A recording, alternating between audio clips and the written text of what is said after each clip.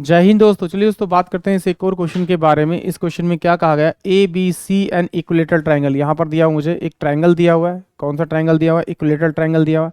ये मेरे पास ए है पॉइंट, ये मेरे पास बी है और ये मेरे पास सी है। 3 पॉइंट दिए हुए हैं। इसमें क्या कहा है, एल्टीट्यूड दे रखी है मुझे ए एल बी एम और सी एन एल्टीट्यूड दे रखी है। उनका मीटिंग पॉइंट जो दे रखा है वो ओ दे रखा है।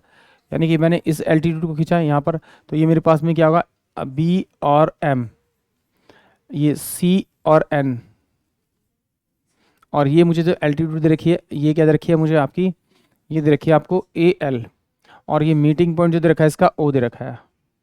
और एग्जामिनर ने क्या दिया मुझे, ए ओ की हाइट दे रखी है 16 है।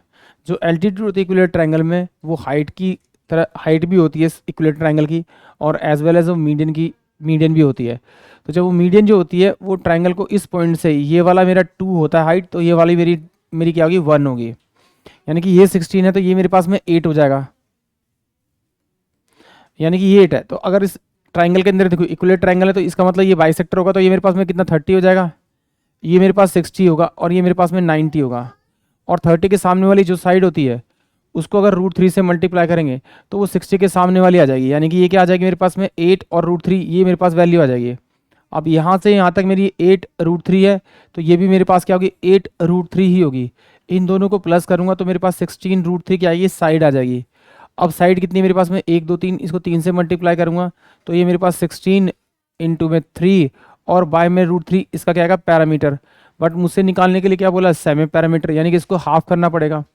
तो ये मेरे पास 8 हो जाएगा, तो यानी कि 24 और ये √3, ये मेरा इसका करेक्ट आंसर होगा। यानी कि ऑप्शन जो 4 है उसके अंदर 24 √3 ये मेरा करेक्ट आंसर होगा। आप इसे इस तरह से भी निकाल सकते हैं कि ये मेरे पास कितना है आपका, ये मेरे पास में ये 16 है तो ये मेरे पास में 8 होगा। या फिर अगर इसे नहीं लेना चाहते आप इस तरह से ले लीजिए। तो देखो ये भी तो क्या, ये मेरे पास 90 डिग्री का इस वाले ट्रायंगल के अंदर, ये मेरे पास क्या होगा, ये मेरे पास में 30 होगा, और तो ये मेरे पास कितना होगा, 60 होगा। और जो 90 के सामने वाली साइड होती है उसको अगर मैं हाफ करूँ तो 30 के सामने वाली आती है, यानी कि ये 8 हो जाएगा, ये 8 हो जाएगा।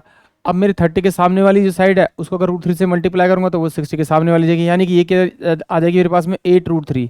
अब ये 8 √3 ये है तो 8 √3 मेरे पास ये होनी चाहिए। इन दोनों को प्लस करूंगा तो कितना आएगा मेरे पास में, 8 इंटू में 2 और ये √3 आ जाएगा।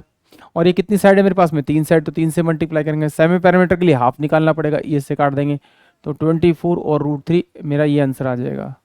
आई होप आप सभी को ये क्वेश्चन समझ में आया होगा। जय हिंद, जय